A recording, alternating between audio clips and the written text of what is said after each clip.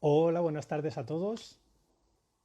Para quien no me conozcáis, soy David del Rosario, autor de La biología del presente y me dedico a investigar. Soy investigador en neurociencia.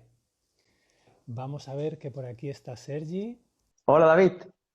Pues mi campo de investigación es descubrir cómo el cerebro genera pensamientos y emociones, pero sobre todo, lo más importante, cómo afecta a mi cuerpo la forma en la que yo me relaciono con lo que pienso y con lo que siento.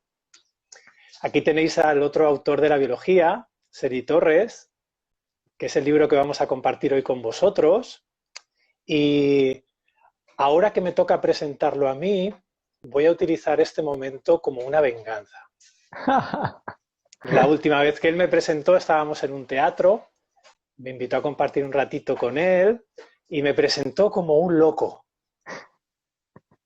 Pues Sergi también es un loco que lleva más de 10 años, que hace que nos conocemos y trabajamos juntos, lleva más de 10 años inspirando las cosas que investigo. Y para mí es un lujo estar aquí hoy diciendo locuras juntos. Hola Sergi. Hola David. Hola David. La verdad es que es una manera de presentarnos un tanto extraña a ojos del mundo, ¿verdad? Porque la locura siempre nos ha asustado. Y de hecho en este libro, y es una de las cosas que más me gustan de compartir contigo, esta aventura, es la capacidad que hemos tenido de ser tan locos como somos y compartir ideas que para mí son muy locas. Una de las cosas que parece que vamos a hacer hoy es continuar un poco ese libro, ¿no? Esa biología del presente. La biología del presente nace desde Sergi, por una propuesta que me hace Sergi de compartir, de sentarnos a ver qué pasa. Y es un libro que tiene un formato bastante peculiar porque es una conversación. Nos sentamos como estamos haciendo aquí hoy y comenzamos a hablar y comenzamos a ver ideas y comenzamos a ver qué ocurre y lo hacemos sin ningún tipo de miedo a ver a dónde nos llevan.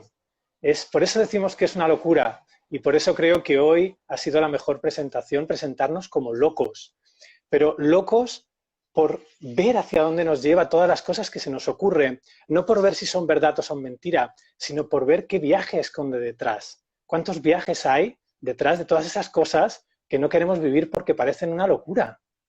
Sí, supongo que sería un paralelismo entre loco y apasionado, ¿no? Sería un sinónimo porque en realidad la manera en la que solemos vivir está como muy acuñada a la forma que tenemos de entender las cosas. Entonces, como vivimos la vida en base a lo que conocemos de la vida, no nos damos ese espacio de descubrir cosas que están ahí para ser descubiertas.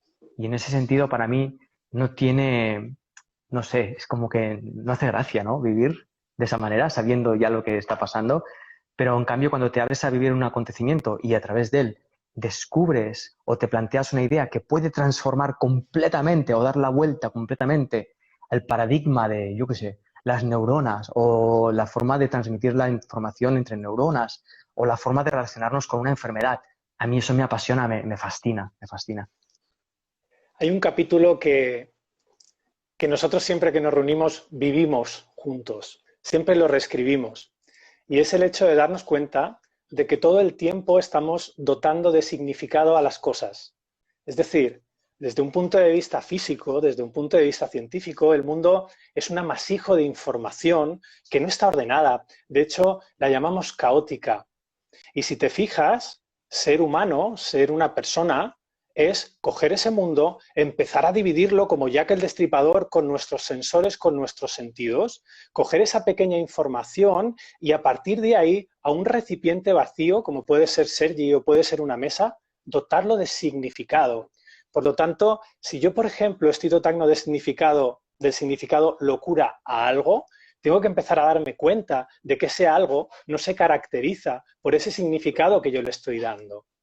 A partir de este tipo de movimientos, de estos pequeños movimientos que simplemente se basan en volver a mirar aquello que ya crees que conoces, empiezan a salir un montón de ideas, empiezan a salir un montón de posibilidades. y creo que vamos a tardar muy poco en subirnos al lomo de alguna de ellas. Sí, de hecho, hay una idea que tú compartes muy a menudo, que es la coherencia. La coherencia. Y una frase que para mí es demoledora, ¿no? Al cerebro no le interesa, no le importa lo más mínimo la verdad. Lo único que le interesa es la coherencia. ¿Te parece si entramos por ahí? Me parece genial, porque además viene como anillo al dedo a este mundo que mostraba, que ponía enfrente de nosotros, que es un mundo sin significado. El significado que tú le das a las cosas no es el significado real, no es el significado más verdadero, es el significado que más coherente es para ti, pero no te das cuenta de ello. Porque como una de las premisas de tu cerebro es todo el tiempo tratar de dar coherencia a las cosas, para ti es tan natural como respirar. Y fíjate cómo esto un propio cerebro puede decir, ostras, entonces yo todo lo que estoy viendo y esto que estoy viendo y esto que no sé qué y esto que no sé cuánto. Tenemos la capacidad los seres humanos de darle significado a las cosas que le damos significado. Y ahí es donde nos perdemos. Es mucho más fácil volver a mirar. Entonces, David, lo que estás diciendo es que lo que yo estoy viendo en este momento, mi conversación contigo, no tiene nada que ver con lo que está sucediendo en realidad, sino cómo mi cerebro lo estructura de una forma coherente para poder mantener una coherencia de significado que yo le he dado previamente. O sea, significa que lo que yo estoy experimentando procede no de lo que experimento, sino de una decisión previa que yo he tomado al darle un significado que da coherencia. ¿Es así? Así es, de hecho, esto en realidad no es un directo, es un experimento.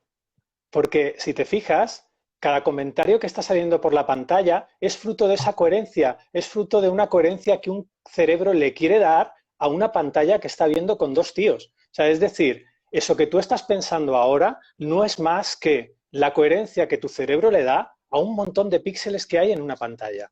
Por eso, todos los comentarios que vemos son distintos. Fíjate, si aquello que tú sientes y piensas procediese de lo que nosotros estamos diciendo, todas las personas que están ahora con nosotros, estas más de 200 personas, deberían pensar y sentir lo mismo. Sin embargo, no es así. ¿Y por qué no es así? Porque eso que tú piensas y sientes nace de ti, nace de tu cerebro, nace concretamente en el hemisferio izquierdo de un grupo de neuronas que llamamos el intérprete.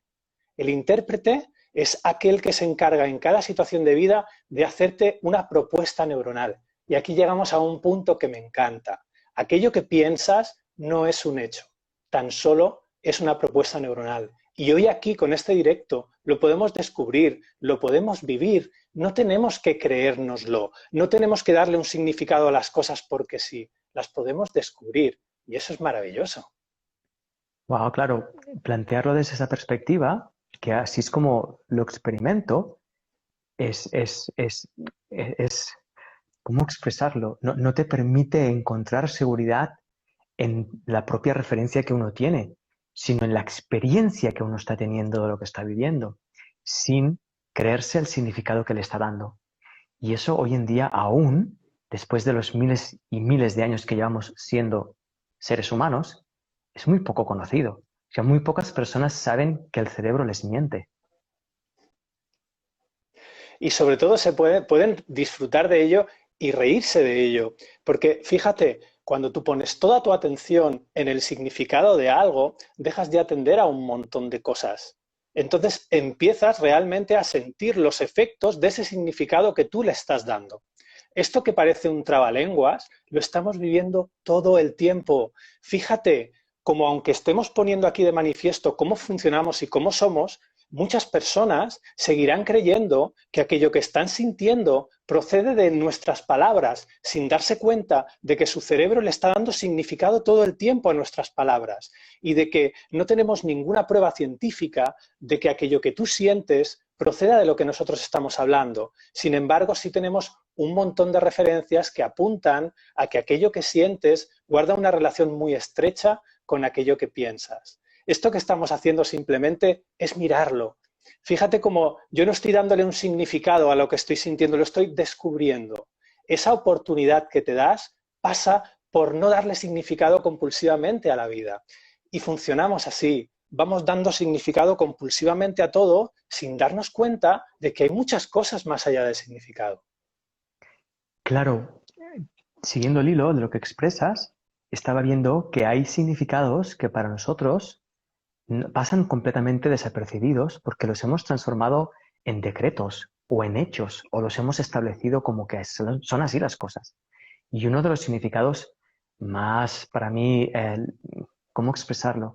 Que más merman nuestra capacidad de vivir nuestra vida plenamente y tomar el testigo de lo que estabas diciendo ahora, David, es el significado que le hemos dado a la muerte, por ejemplo, o a su prima hermana, la enfermedad. El significado que nosotros damos a la enfermedad o que nosotros le damos a la muerte no nos permiten vivir estas dos situaciones como una propuesta que nos hace la vida. Y observa, porque esto aparte de brutal, es fundamental en el sentido de que la enfermedad y la muerte, que nosotros le hemos dado un significado que los separa, lo divide de la vida, pasaría a ser una propuesta que la vida hace para poder experimentarla. Si nosotros la viviésemos más allá de nuestro significado, significaría que a medida que yo estoy enfrentándome a la muerte o estoy enfrentándome a la enfermedad, descubriría a tiempo real cuál es el significado verdadero de esa experiencia para mí, no basado en el significado mental, conceptual que yo le he dado en base a un contexto cultural, a un contexto histórico pasado, a las enfermedades que yo he tenido o he visto en los demás. Eso nos acercaría a un espacio cerebral basado en la libertad, David. Totalmente. Estamos descubriendo de que podemos darle significado a la vida o podemos vivirla. La pregunta que muchos cerebros se estarán haciendo ahora mismo es, bueno, ¿y cómo paso de darle significado a la vida? Y normalmente tratamos de salir del significado a través de otro significado mejor y nos damos cuenta ya, porque lo hemos hecho muchas veces, de que eso no es posible. O sea, lo que estamos buscando no es un significado más verdad o un significado más cierto. A lo sumo, es un significado más útil para yo poder pasar en esta situación de darle un sentido a vivirlo y aprender de ella. ¿Cómo se hace eso? Hemos dicho la clave. Cuando yo empiezo a alinear mi comportamiento con la forma de funcionar de mi mente y mi organismo, me di cuenta de que al cerebro no le importa la verdad. Al cerebro lo que le importa es la coherencia. De ahí que todo lo que yo pienso acerca de lo que me ocurre tan solo sea una propuesta neuronal y no un hecho. Cuando yo me doy cuenta de cómo funciono, dejo de darle a lo que pienso la condición de hecho y ahí nace la posibilidad de dejar de darle significado a lo que veo. No significa que darle significado a lo que veo esté mal. Lo que estamos dándonos cuenta es que soy yo el que se lo da. No soy víctima de mi mundo, no soy víctima de un mundo lleno de objetos y llenos de significado en el cual yo trato de hacerlo lo mejor posible, sino soy un elemento activo en ese mundo. Soy un elemento activo que le doy significado a las cosas y que no sufro porque soy mala persona, no. Tal vez sufro porque nunca antes me había parado a mirar cómo funciona mi mente y mi organismo y ahora que lo estamos haciendo nos estamos dando cuenta de que hay un montón de cosas que no conozco. ¿Cómo es tu mundo, Sergi, sin que le des significado? La respuesta a esa pregunta es no lo sé. Entonces deberíamos apagar ya este directo y salir al mundo a intentar descubrirlo. ¿Cómo es mi mundo? ¿Cómo es el mundo de David cuando yo no le doy significado a las cosas? No lo sé. Y esa pregunta no lo sé, que es la que tratamos de evitar todos los medios, porque nos pensamos que el más inteligente es el que tiene respuestas para todo, pero no es cierto. El más inteligente es el que está dispuesto a decir honestamente no lo sé. Así es, porque es el que tiene el valor y la honestidad y también la confianza de mirarse a sí mismo y darse cuenta de que lo que está pensando, como decías antes, David, es solo una propuesta y nunca un hecho. Eso de nuevo para mí es una apertura de mente que permite ese descubrimiento y esa vida presente. Me viene a la mente, David, algo que estábamos hablando recientemente sobre la energía que usa el cerebro para mantener esa coherencia. Es decir, la energía que utiliza el cerebro para mantener la imagen que uno tiene de sí mismo o la imagen que uno tiene de la vida basada en sus propios significados.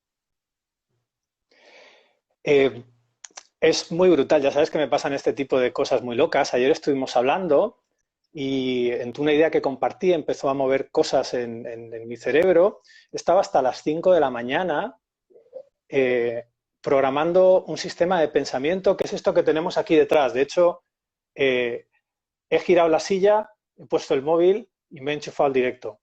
Esto que veis aquí es un grafo, es una manera matemática que se me ocurrió anoche de representar un sistema de pensamiento y básicamente conecta completamente con lo que estabas diciendo.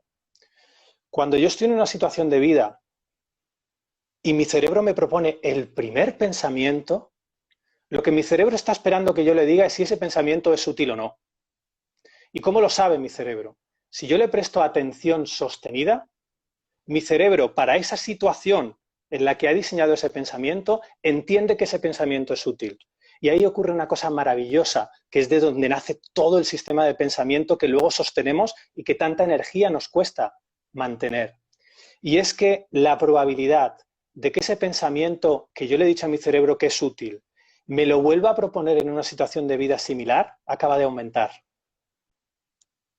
Por lo tanto, mi cerebro va detectando una situación de vida y dice, ah, en una situación de vida similar, este pensamiento a David le fue útil y me lo propone. ¿Y sabes lo que digo yo? Joder, ¿ya está este aquí otra vez?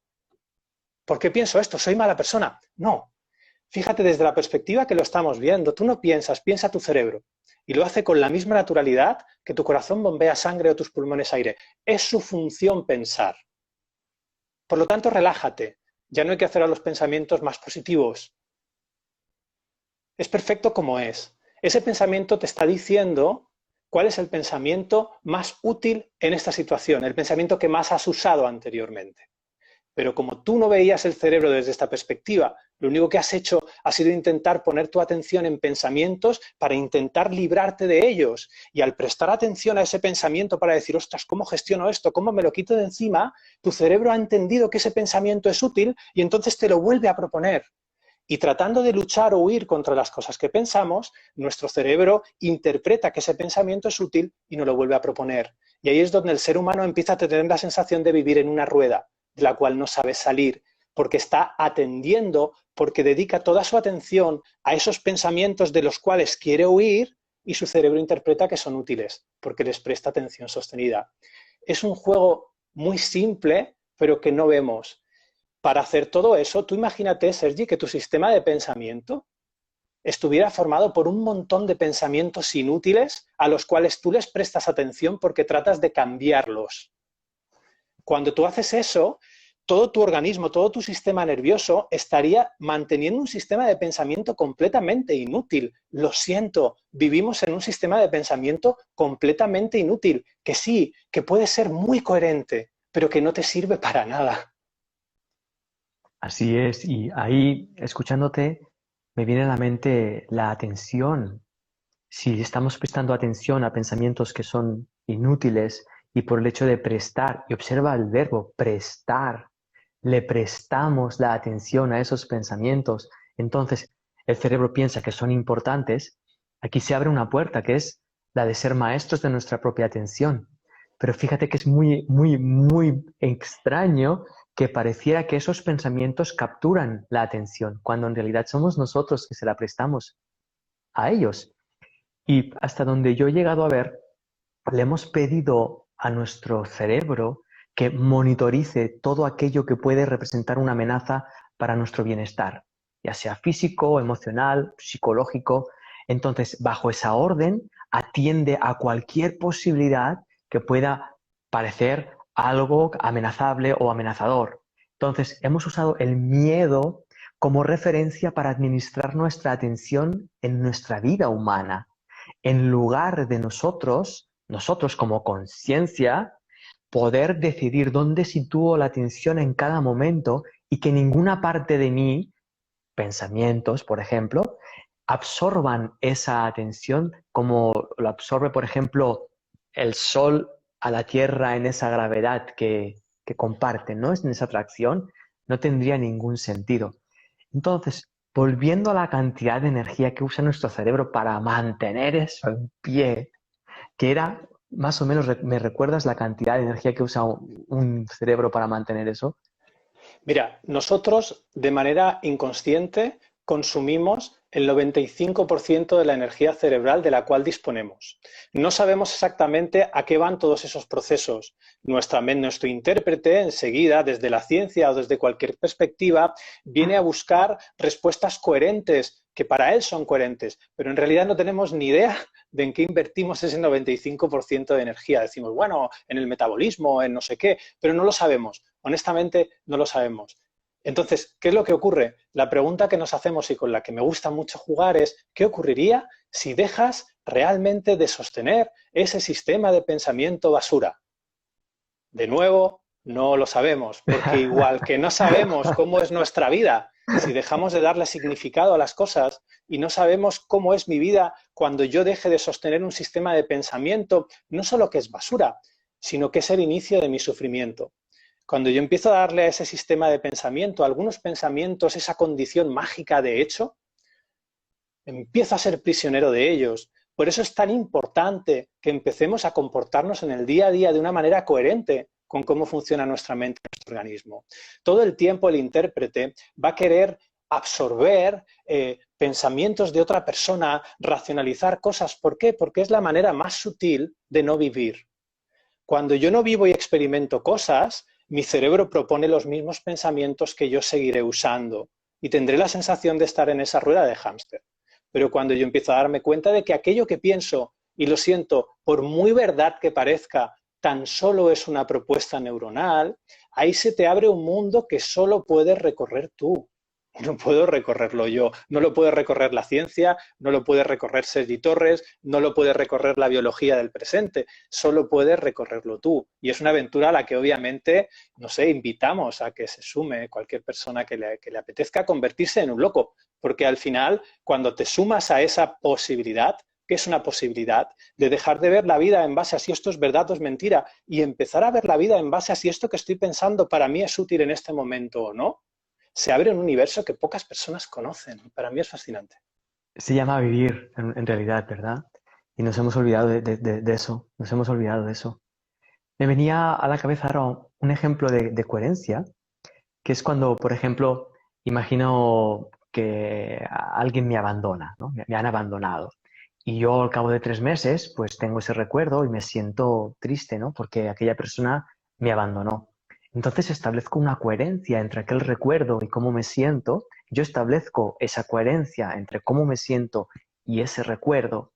Y la podría estar haciendo esa coherencia, David, pregunto, desde ese 95% de energía que uso y que no sé cómo la uso, y que al intentar estar bien, al intentar animarme por el hecho de que me dejaron, estuviera usando el 5% de energía consciente para intentar salir de un aparato que usa el 95% a lo mejor para sostener esa coherencia, porque es lo que más miedo le da perder de todo, donde más miedo le da perder es esa coherencia interna. Entonces, me imagino esa situación de nosotros querer superarnos y ser mejores personas usando el 5% de lo que conocemos como energía, mientras con el 95% no conocido y inexplorado y desatendido, con ese 95% estaríamos manteniendo una coherencia que nos está haciendo sufrir en la vida. Es súper interesante la perspectiva porque llega un punto en el que me quedo sin palabras. O sea, no sé qué ocurriría, pero ese es un motivo para mí más que suficiente para meternos ahí de lleno. Fíjate cómo mucha gente te dice, si no sabes, no hables. Es lo mismo que decir, si no sabes, no te equivoques, es lo mismo que decir, si no sabes, no aprendas. Es una tontería, es una tontería. Fíjate cómo tú has ido desgranando. Si yo me meto, por ejemplo, en esta parte del cerebro que tú nos estás presentando, quizás y solo quizá, podría darme cuenta de que un recuerdo tan solo es un pensamiento que apunta a una situación pasada. Podría darme cuenta de que una pregunta tan solo es un pensamiento que apunta hacia afuera normalmente. Podría darme cuenta de que un hecho tan solo es un pensamiento al cual yo le doy la condición de hecho. Y una creencia igual, una creencia solo es un pensamiento a la cual yo le doy la condición de hecho. Fíjate cómo es nuestro cerebro. Ahora decimos creencias limitantes. Las creencias nos limitan y yo le doy a ese pensamiento la condición de hecho. En ese momento, solo en ese momento, están haciendo la posibilidad de que una creencia me pueda limitar, porque yo le estoy dando a ese pensamiento la condición de hecho. Lo que yo he descubierto, Sergi, en mi día a día, es que siempre que mi afecto o que mi cuerpo me pone en una situación de sufrimiento, cuando yo rebusco, encuentro un pensamiento al que consciente o inconscientemente le he dado la condición de hecho. Y es algo, no creeros nada de lo que estamos diciendo. Tenéis un cuerpo y tenéis una vida para probarlo. Cuando tú sientas sufrimiento, busca en tu sistema de pensamiento, mira qué está pensando tu cerebro y verás como en la mayoría de casos estás pensando un pensamiento que crees que es un hecho. Las creencias limitantes no existen. De hecho, las creencias limitantes necesitan que las creencias limitantes existan, que ese pensamiento se convierta en un hecho. Eres libre. No tienes que deshacerte de ningún tipo de creencia. Una creencia tan solo es una propuesta neuronal a la cual tú le estás dando consciente o inconscientemente esa condición de hecho, pero puedes dejar de hacerlo. No tienes que mirarte cada mañana al espejo y decirte algo positivo para liberarte de nada. No hay nada de lo que liberarse. Cuando tú aprendes cómo funciona tu mente y tu organismo y cuando empiezas a ser coherente, te das cuenta de cosas como esta. Y es la hostia. Sí, estaba pensando en la creencia de que para ser feliz me tengo que casar, para ser feliz tengo que tener un hijo, para ser feliz tengo que encontrar un trabajo mejor. Todos esos pensamientos que pensamos que nos van a llevar a ser felices, cuando si somos mínimamente honestos, pensarlos ya nos hunden, nos hunden. Pensar que para ser feliz necesito algo ya me lleva a ser infeliz en este momento. Entonces, al ser infeliz, por la teoría de la coherencia, buscaré un pensamiento que me haga feliz. Y al pedirle al pensamiento que me haga feliz, confirmará que soy infeliz. Eso es de locos, es una locura. Así es, o trataré de darle otro significado, que es exactamente el mismo gesto. Mira, los seres humanos, me incluyo, todavía Perdón, soy... perdón, Dale, perdona. dale, dale, esa cara, dale, la conozco. La espiritualidad, tal como se está moviendo hoy en día, es eso, es un intento de dar un significado nuevo a algo que no necesita un significado nuevo, sino que necesita ser visto profundamente. Entonces, ponerle un significado espiritual a algo que tiene que ser visto es cambiarle el envoltorio y no permitirnos descubrirnos como seres humanos, descubrir la esencia y el potencial que hay detrás del instante de vida. Perdona, adelante, David. Súper perdonado. Es muy bonito cuando te empiezas a dar cuenta de que no tienes ni pajolera idea de nada. Porque principalmente, cuando no sabes qué significado darle a las cosas, es cuando realmente se abre la posibilidad en tu sistema de pensamiento de hacer una cosa completamente distinta. Lo que llevamos haciendo muchos seres humanos, muchas personas, es darle a diferentes herramientas cognitivas una función que no le corresponde. Por ejemplo, yo le voy a dar a la memoria la función de dirigir una vida. La memoria está diseñada para ahorrar energía. Una memoria no está diseñada, no puede dirigir tu vida. Wow. Sin embargo, yo sigo relacionándome con una persona con lo que pasó hace 15 años, con el recuerdo, con ese pensamiento que apunta al pasado, creyendo que yo puedo utilizar esa ley de simetría. Me acabo de inventar esta idea, pero mira, me acaba de venir una historia, no sé si conoces a Paul Broca, ¿El del área de es Broca? el del área de Broca precisamente. Este hombre que fundó hace 150 años la Sociedad de Antropología de París, era un doctor y en aquella época era una ley, la ley de simetría. Es decir, nosotros, si dividimos desde la nariz hasta el ombligo el cuerpo por una línea, somos simétricos, yo tengo dos brazos, dos orejas, dos ojos, pues entonces el cerebro, como está partido por la mitad y unido por el cuerpo calloso, tenía dos lados también. Mira, aquí tengo uno. ¿Ves? Es simétrico. Son dos lados exactamente iguales. Pues en aquella época había una ley que decía que las dos partes del cerebro era una copia de la otra, hacían exactamente lo mismo. ¿Qué le ocurrió a Broca? Que él descubrió que un paciente, este paciente se llamaba Tan porque solo era capaz de pronunciar la palabra tan, tenía dañado solo una parte frontal del hemisferio izquierdo, concretamente la tercera circunvolución, pero da igual, es decir, tenía un daño en el hemisferio izquierdo y en el derecho no. Claro, si esto de la ley de simetría es cierto, ese hombre debería poder hablar perfectamente, porque podría hablar con el hemisferio derecho. Ahí fue la primera vez que visitó una mente humana la posibilidad de que a lo mejor la ley de simetría no era tan ley de simetría. Claro, esto sí le pasa a un Mindundi, a un médico de pueblo de Montpellier, como le pasó a Dax, a un médico nadie le hace caso, pero resulta que le pasó a una persona que tenía más de 500 publicaciones en el campo de la medicina y la antropología. Entonces, al cabo del tiempo, él y toda la sociedad científica aceptó que la ley de simetría, pues que no era tal ley, que realmente había una especialización cerebral, en este caso en el lenguaje, en el hemisferio izquierdo. Si llevamos esta idea a nuestro día a día, yo me estoy dando cuenta de que las personas, aun 150 años después de que Broca hubiera demostrado que la ley de simetría no tiene ningún sentido, la seguimos usando. Porque yo utilizo mi recuerdo de hace un montón de tiempo y utilizo eso y lo hago simétrico en el futuro. Y pienso que tú te vas a comportar igual que hace 10 años. Y no es así. Si hace 150 años ya demostramos que la ley de simetría no existe y no tiene sentido, ¿para qué seguir usándola? ¿Para qué seguir dándole, por ejemplo, a un recuerdo la capacidad de dirigir una vida? No tiene sentido. Cuando hacemos eso nos perdemos. Cuando convertimos un pensamiento en hecho nos perdemos. Cuando tratamos de gestionar las emociones, y con gestionar me refiero a controlarlas, a cambiarlas, nos perdemos. Pero ¿cómo me puedo recuperar? ¿Cómo puedo hacer este gesto que estamos poniendo encima de la mesa? Empezando a coger cada herramienta cognitiva y usarla para el fin en el que mi cerebro y mi cuerpo la diseñó. ¿Para qué sirve la memoria? Para ahorrar energía. Deja de dirigir tus relaciones o deja de dirigir tus comportamientos en base a tu experiencia pasada, porque no está diseñado para eso. La memoria miente más que habla.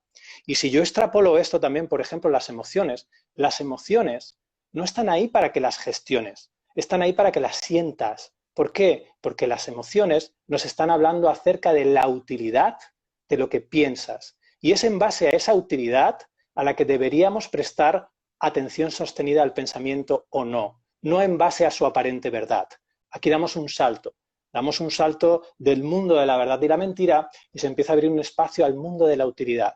¿Cómo sé yo si lo que mi cerebro piensa es útil o no? Atendiendo a lo que sientes. Sí, de hecho, cuando lo haces se despierta una coherencia que va vinculada a la emoción, en el sentido de que cuando yo estoy haciéndome cargo de mi experiencia, hay algo interno que descansa. A veces es muy sutil y es muy desconocido por muchas personas porque solemos pensar bajo esa coherencia lógica. Tú decías la ley de la simetría, ¿no? Pues es coherente bajo una lógica, ¿verdad? Entonces proyectamos del pasado al futuro bajo una ley que es lógica porque es coherente. Pero hay una coherencia que es mucho mayor, que tiene que ver más con la unidad o con un aspecto más amplio, que es ese uso de la honestidad y de la atención en el instante presente, que no engaña, no engaña. Si yo hago uso de la atención, yo puedo saber si en este momento, David, si en este mismo momento yo me estoy defendiendo de algo o estoy abierto a vivir esta experiencia. Es muy obvio, es muy obvio. Y en el momento en el que yo puedo sentir algún tipo de tensión en algún lugar o algún tipo de contracción, ya puedo ver que hay un pensamiento que yo estoy proyectando del pasado o del futuro y poder soltarlo gratamente. Ese ejercicio, lo más interesante es que no requiere un aprendizaje pasado para llevarlo a cabo y tener un futuro mejor, sino que tiene que ver con la pura honestidad de vivir la experiencia presente, con la satisfacción humana a la que estamos llamados a experimentar, ¿no? Somos seres humanos y estamos de alguna manera destinados a vivir este instante humanamente. Y eso, por como veo, parece que hay como dificultad de permitirnos ese salto, como si las ideas que tenemos preconcebidas hasta ahora fueran como una especie de salvavidas que nos protegieran del abismo del desconocimiento, cuando ninguno de esos pensamientos salvavidas conoce nada. Porque los pensamientos que yo pienso acerca de ti, ¿qué conocen de ti? Si son míos, no conocen nada de ti. Mis pensamientos de ti, si acaso me conocerán a mí, pero no a ti. Entonces, si yo uso esos pensamientos que yo pienso de ti para poder mantener una relación coherente contigo, me estoy perdiendo la relación real que está teniendo lugar en este instante, que me está mostrando mi incoherencia lógica y mi incoherencia conceptual. Y abrirme a eso, de mirar la posibilidad, ya empieza a abrirse en mí algo que me apasiona. Y me acuerdo de cuando era niño y me apasionaba todo lo que me envolvía. Sí es cierto que de pequeño, al ver las hormigas, las mataba, me apasionaba matarlas, pero es otra manera de apasionamiento, en el sentido de que todo lo que uno puede ver ahora, más allá de sus recuerdos, le devuelve a la vida. Es entonces que puedo ver cómo mataba hormigas y puedo ver por qué lo hacía en ese momento. Cómo estaba, no sé si entrar ahí o no, pero en realidad estaba investigando la muerte. Parece muy macabro, pero como no se nos enseña qué es la muerte, no se nos muestra qué es la muerte, porque apenas nadie se adentra a la experiencia, la hemos conceptualizado, es muy lógico que empecemos a usar nuestra vida para experimentar. Los niños y las niñas lo hacen constantemente y como humanos adultos lo que hacemos es evitar su experiencia porque pensamos que se están comportando mal. No sé si tiene sentido lo que acabo de decir, porque me he metido un poco en la madriguera, pero bueno, ahí lo dejo. Hay una cosa que estaba viendo mientras estabas compartiendo el Sergi Matormigas, eh, que fíjate, tú me habrás oído decir a mí y a todo el mundo que conoces muchas veces repetir un pensamiento, ¿no? Por ejemplo, ¿cuántas veces me habrás oído a mí decir un pensamiento es una propuesta neuronal que tu cerebro hace en una situación de vida? ¿Sabes? A priori sé que puede parecer, y perdón por la expresión, un coñazo, ¿no? Pero cada vez que mi cerebro me hace esa propuesta, porque yo soy totalmente consciente de que eso no es un hecho, de que este pensamiento es una propuesta neuronal para vivir una situación de vida, es también una propuesta neuronal. Cuando yo lo recibo así, desde mí, me di cuenta de una cosa, y es que no lo uso compulsivamente desde el pasado porque sé o porque creo que ese pensamiento es más verdad que otro pensamiento. La liberación que me produce el hecho de poder darme cuenta de que eso es un pensamiento y poder atender a lo que siento y poder decidir si usarlo o no, es la forma de libertad más bonita que he Ujú. podido experimentar. Y es algo tan natural. ¿Sabes? Tu vida cambia cuando tienes que dejar de defender lo que piensas. Tu vida cambia cuando puedes permitirte 100% que un pensamiento que has repetido o que has usado 1000 veces, hoy no usarlo. ¿Por qué? Porque no es útil. No por nada más, no porque ya no es verdad y ahora mi mundo se desmorona, no. Tu mundo nunca se desmoronó y nunca se va a reconstruir. Tu mundo no sabe nada de la tontuna humana. No lo sabe. Tu mundo simplemente está esperando que alinees tu comportamiento, que te vuelvas un elemento activo en él, que empieces realmente a tomar las riendas. Y tomar las riendas no es darle otro significado, es empezar a descubrir de que eres totalmente libre, de que no eres responsable de lo que piensas, eres responsable de decidir si quieres usarlo o no. Y la diferencia es vivir en una cárcel o poderte, perdón también por la expresión, hacer nudismo en la playa. Sí, estaba viendo, David, el, el- la aplicación de esto, el traslado de esto a nuestra biología y a nuestra fisiología, hasta qué punto, porque eso es una de las cosas que yo la experimento en mi experiencia, pero haberla escuchado de tu boca es impactante. ¿Hasta qué punto tomar la decisión de usar unos pensamientos que no sirven para nada para construir una realidad nos lleva a ver un mundo temeroso?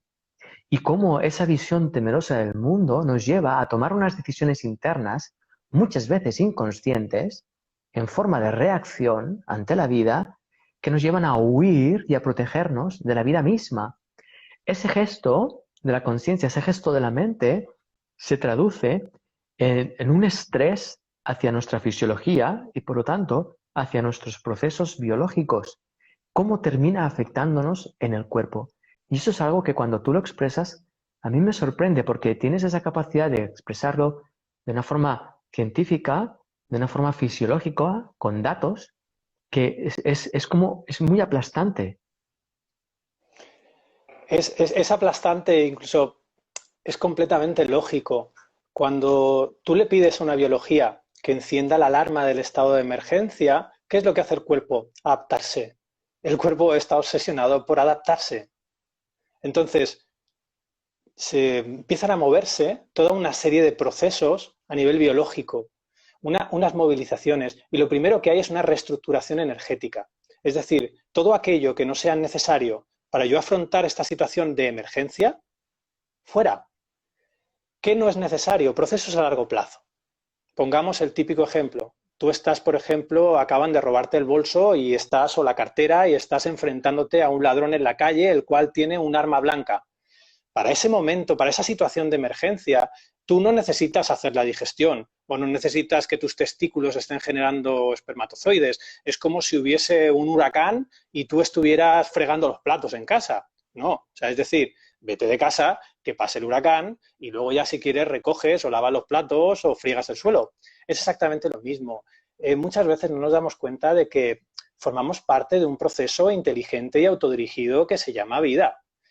Y eso está ocurriendo, nos pongamos como nos pongamos. Entonces, cuando yo pongo a mi cuerpo bajo lo que a nosotros nos gusta llamar la biología de la supervivencia, mi cuerpo empieza a intentar hacerlo lo mejor posible en esa situación de emergencia.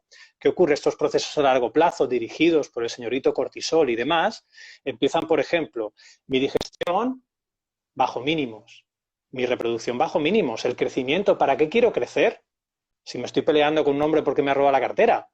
Primero recupero mi cartera, luego continúo creciendo.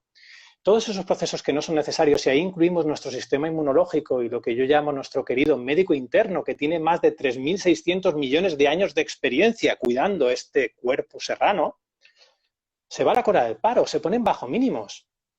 ¿Hasta cuándo? Hasta que se restablezca la biología normal, hasta que ese peligro pase. ¿Qué es lo que ocurre? Que nosotros activando entre 8 o 10 veces al día consecutivas esa respuesta de peligro, mi cuerpo vive constantemente en lo que llamamos biología de la supervivencia. Con razón luego estamos cansados, sufrimos estrés crónico y todo este tipo de cosas. Todo comenzó por un pensamiento. La mayoría de veces, ¿cuántas veces, por ejemplo, nos ha estado a punto de atropellar un coche o nos han robado la cartera? ¿Voy a exagerar? ¿50 en tu vida? Pues quizá estén justificados 50 o 100 respuestas al estrés en tu vida. Pero ¿qué ocurre con las millones de respuestas al estrés que tenemos? Que normalmente tienen su origen en un pensamiento que, te des cuenta o no, fue tildado de hecho. Ahí es donde comienza todo. Cuando yo empiezo a darle a un pensamiento la condición de hecho, la cual tampoco le corresponde, empieza a abrirse la posibilidad de que la biología del estrés y la supervivencia emerja a la superficie, aflore y empiece a dirigir mi vida. Al final, el estrés dirige tu vida en base a pensamientos completamente inútiles, pero no inútiles porque pongan a tu cuerpo en esa situación biológica, sino inútiles porque tú lo sientes y esa sensación te está diciendo que no son útiles. Nosotros buscamos vivir la vida por conveniencia. ¿Voy a usar este pensamiento? ¿No voy a usarlo? Porque mira cómo me hace sentir. No, eso es gestionar, eso es controlar. Yo te estoy diciendo, sé 100% honesto, empieza a alinear tu comportamiento con tu forma de funcionar, mira cómo te hace sentir ese pensamiento, reconoce que ese pensamiento, esa sensación te está hablando acerca de la utilidad de lo que piensas y decide, tú, es algo muy íntimo, si para ti es útil o no. No pasa nada. Al instante siguiente puedes usar o no el mismo pensamiento. Sin embargo, no hacemos eso. Tratamos de darle un significado a lo que pensamos, tratamos de decir esto que pienso es verdad y esto es mentira, y pasamos por alto nuestra capacidad de decidir. Para mí, ser humano, hoy en día, y recuperar esa conciencia y esa conexión con mi biología, pasa por darme cuenta de que es mi indisposición realmente a tomar las riendas de mi vida la que me enferma y la que me pone en la biología de la supervivencia. Entonces, David, es posible que muchas enfermedades sean el producto de una decisión nuestra, en el siguiente sentido. Si el cuerpo lo que está buscando es el equilibrio constantemente, y entendemos por equilibrio que si me vienen a robar, genere una decisión interna y un equilibrio a ese momento para llevar, yo qué sé, máximo de sangre y oxígeno a mi sistema muscular para salir corriendo, y esa sea la base y la importancia, y no otros espacios como tú decías, ¿no? La reproducción o la digestión. Si yo convierto una idea futura en un ladrón de arma blanca, entonces estaré teniendo miedo constantemente a ese futuro y el cuerpo estará equilibrándose a ese miedo. Pero así como yo decido que ese ladrón es motivo de que yo tenga miedo y yo decido que ese futuro es motivo de que yo tenga miedo, yo estoy tomando esa decisión. O sea, el ladrón de por sí no es el que genera el miedo. Yo tengo que decidir que ese ladrón es una amenaza para mi vida, para mi integridad física y salir huyendo. Entonces, el punto de decidir que el futuro es una amenaza a mi bienestar, ostras, es increíble hasta qué punto nos boicoteamos y cómo afecta esto a nuestro cuerpo. Hay dos ideas que me vienen. Lo que estás hablando es el cuento del pastorcillo y el lobo.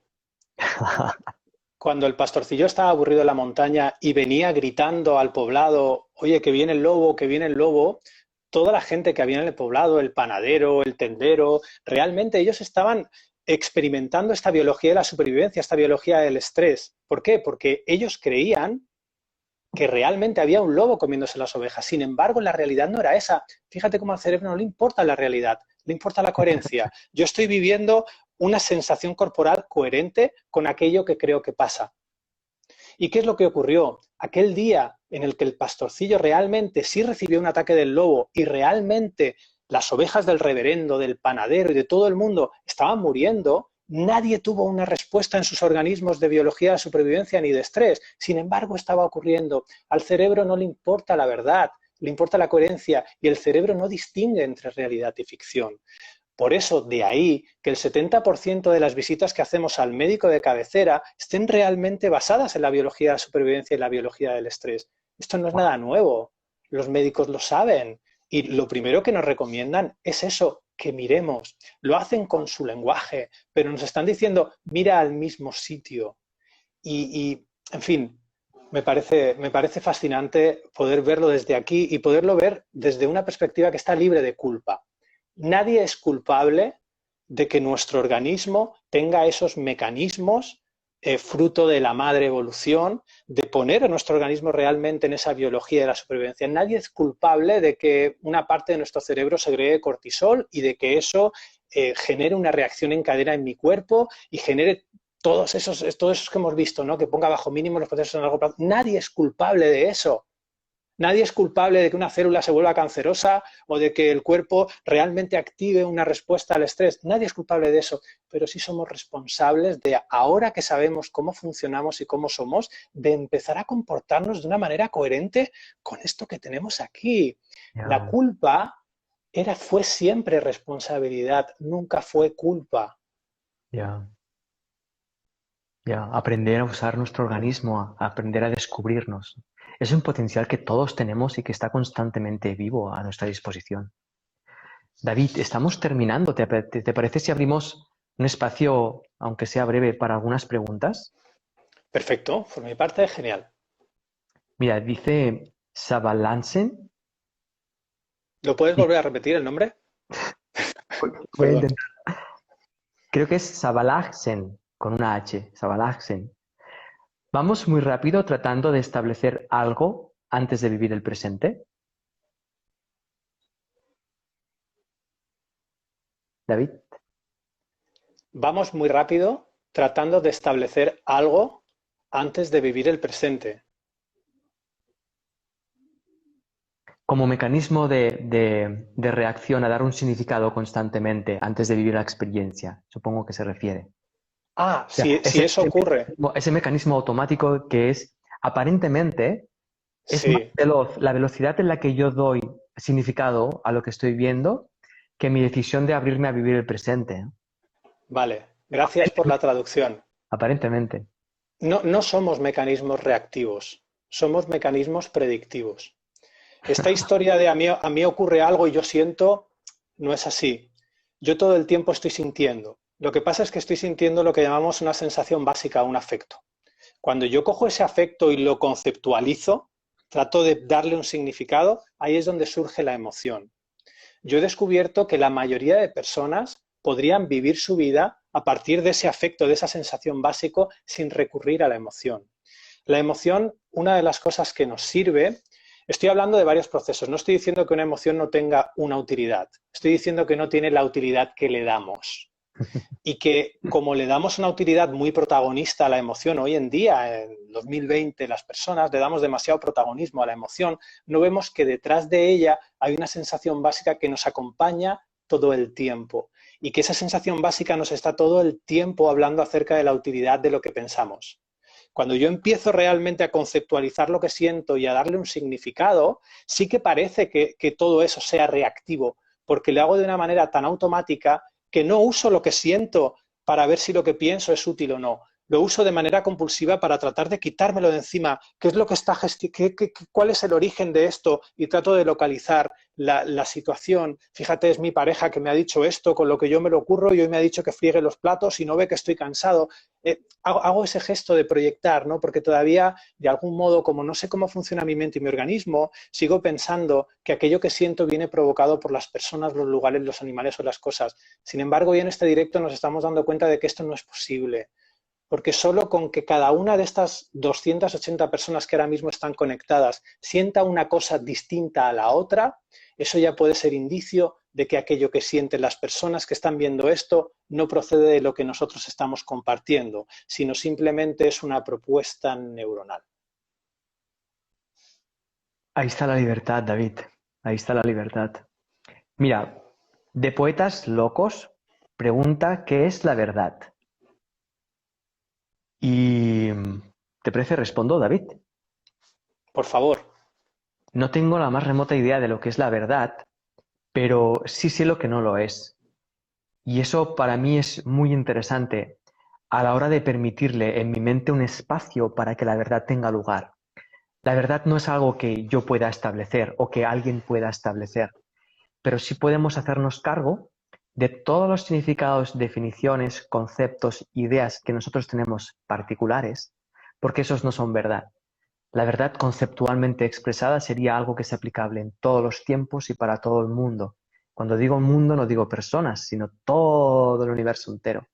Entonces, para tener un pensamiento verdadero, tu mente tiene que estar completamente abierta a la conciencia universal. Mientras tengamos una conciencia personal, la apreciación de la verdad será una apreciación personal y por lo tanto no será verdad. Ahora bien, si sé esto, puedo mantener mi mente libre de nuevo para ver pensamientos que apuntan hacia la verdad, pero que no necesariamente lo sean. De hecho, cuando conversamos a veces con David, hay un momento donde los dos hacemos ese gesto de... En ese instante, solo en ese instante, ese es un instante de verdad. En el momento en el que la miramos y la compartimos, eso ya no es verdad. Eso es la forma David y la forma Sergi que tenemos de compartir la verdad, pero ya no es verdad. Y estoy seguro que todos los que nos están escuchando han tenido un momento de, ese momento es verdad. En el momento en el que lo traducimos, lo estamos traduciendo al idioma de nuestra mente, de nuestra mentalidad, eso ya no es verdad. Diana Alexandra 2658 pregunta, David, ¿cómo hacer para utilizar el 95% de la energía que hemos dicho que no sabemos qué hace?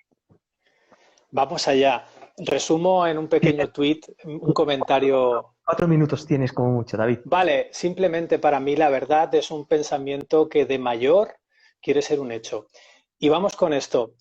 Estamos usando ya el 95% de la energía. Es un mito. Todo el tiempo usamos el 100% de la energía. A lo que Sergi y yo estamos mirando es si se puede hacer una redistribución de esa energía. Nosotros estábamos suponiendo que una gran cantidad de esa energía que se gasta de manera involuntaria, un 90-95%, iba destinada a sostener un sistema de pensamiento que hemos descubierto que no es tan útil como parece, pero sí se está consumiendo. Esa energía se está gastando.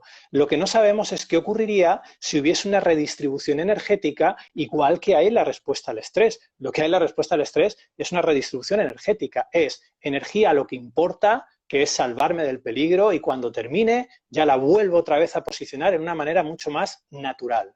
¿Qué ocurriría en tu cerebro si tú dejases que esa energía se redistribuyera de manera natural, se consumiera en otra cosa? No lo sabemos. Wow.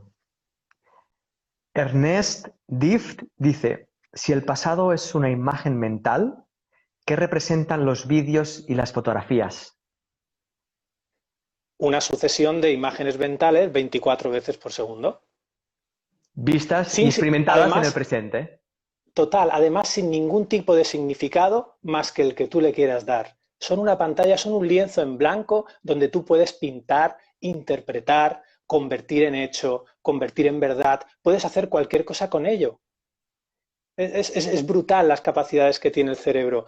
No tiene límites a la hora de proyectar, ni en una pantalla, ni en una persona, ni en un mueble, ni en un gato, ni en la luna, ni en una ciudad, ni en una situación, ni en una bacteria, ni en un virus. Nos encanta proyectar, pero podemos no hacerlo. Y ya digo, no sabríamos qué ocurriría. No sabemos si sería mejor o sería peor, pero sí sabemos que no tenemos ni la más remota idea y eso es digno de ser investigado.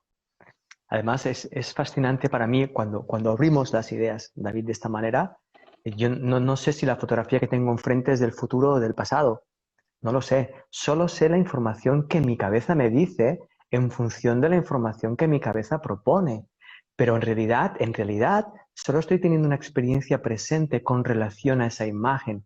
Soy yo quien determina inconscientemente el significado temporal que tiene en relación conmigo. Y esto es fascinante, porque sin darnos cuenta inconscientemente, una de las decisiones que hemos tomado es que el tiempo es lineal. Pero eso es una decisión. Cuando te das cuenta de que el tiempo es lineal porque lo hemos decidido así, la mente se abre a nuevas posibilidades, como por ejemplo la de experimentar el tiempo esférico. Y ahí empieza a desmembrarse esa estructura conceptual, mental que hemos construido, que nos dice qué son las cosas y que nos dice qué estamos mirando, cuando en realidad solo estamos teniendo una experiencia presente de esto. Me Así encantó. es, tienes que darle una dirección a esa imagen.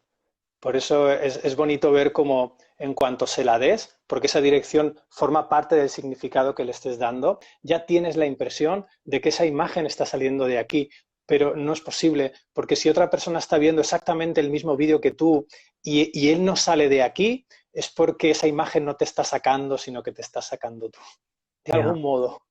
totalmente, totalmente. Qué increíble, qué poderosos somos y qué poco lo vemos desde la imagen que nosotros nos damos a nosotros mismos. Gracias, David. Muchas gracias por este ratito, sabes que me Gracias. lo paso bomba. Igualmente. Además, es muy saludable plantearnos ideas de este modo, que nos permiten pensar ideas que no están contenidas dentro de nuestra mentalidad. Y yo siempre me gusta mucho cómo planteas la ciencia como una herramienta para descubrir y no para definir la realidad o describirla. Y ahí rompo una lanza también a una parte de la ciencia que está muy despreciada hoy en día, que es la hipótesis.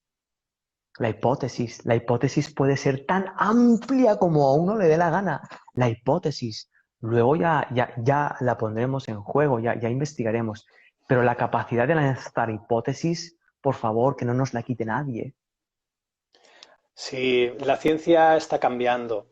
La ciencia se está desplazando poco a poco en ese mundo de la verdad y la mentira y está empezando a abrirse a un mundo de la utilidad, donde una hipótesis me puede llegar a descubrir algo que yo ahí empecinado en mi verdad nunca habría probado, ¿no? Dicen que es cuestión de los descubrimientos de sincronía, que es cuestión de casualidad, pero no lo es. Simplemente un descubrimiento ocurre porque alguien dejó de darle la condición de hecho o la condición de ley. Un descubrimiento ocurre cuando se cae la ley de simetría. Y ese descubrimiento es el mismo que ocurre en las personas. La ciencia, sabes, me encanta decirlo, a mi intérprete le encanta, no sirve para tener razón, sirve para ver una situación de vida desde una perspectiva diferente. De hecho, a la ciencia le da igual tener razón, al que le importa es el ser humano. La ciencia tiene voz propia y se llama método científico. Wow. Gracias, David. Muchas gracias por todo. Gracias. Y muchas gracias también a todos los que nos han acompañado y a la Casa del Libro y todos los Sí. lectores. Esto es lo que encontrarán en la biología del presente, posibilidades, locuras, pero sobre todo muchísima, muchísima, muchísima apertura a estar completamente equivocados con cada palabra que habéis oído aquí esta tarde. Gracias. Gracias a todos y gracias también a Editorial Diana. Muchas gracias a todos. Chao, guapo. Chao, Seri. Chao.